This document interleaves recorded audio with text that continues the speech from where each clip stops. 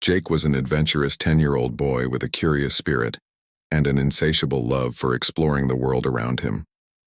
Living on the edge of a dense forest, he often ventured into the woods, despite his parents' warnings to never go too far.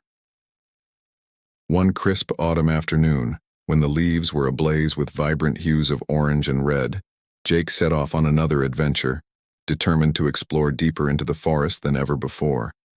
As the sun dipped lower in the sky, casting long shadows between the trees, Jake realized he had wandered too far. The familiar paths were nowhere to be seen, and every direction seemed equally unfamiliar. Panic began to set in as he tried to retrace his steps, but the forest seemed to have swallowed his trail. The air grew colder and the forest around him darker. The sounds of birds and rustling leaves were replaced by an eerie silence that sent chills down his spine. Jake quickened his pace, hoping to find a recognizable landmark, but the deeper he went, the more disoriented he became. As night fell, the forest transformed into a place of shadows and whispers. Jake's flashlight flickered and died, plunging him into near-total darkness. He stumbled through the underbrush, his breath quickening with every step. The trees seemed to close in around him, their gnarled branches reaching out like skeletal hands. Jake's heart pounded as he heard faint, ghostly whispers carried by the wind. He couldn't understand the words, but they filled him with a deep sense of dread.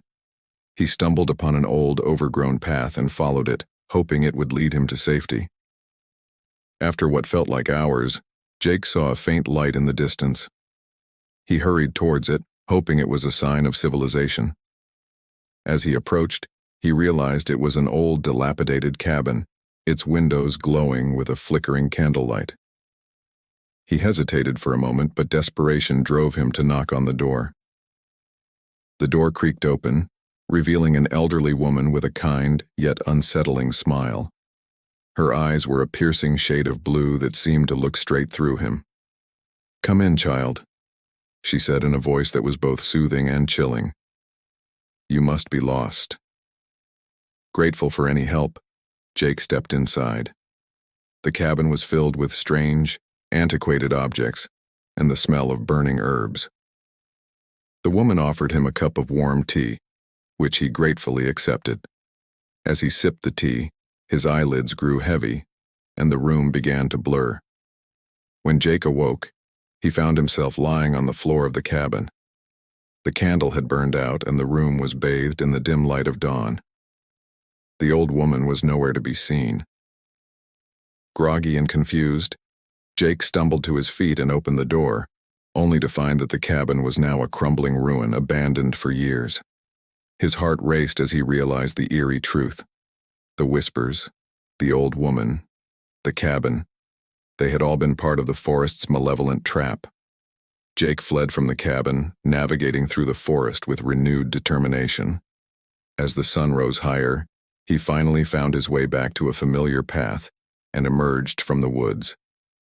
Jake's parents were frantic with worry, having searched for him all night. They hugged him tightly, relieved to have him back.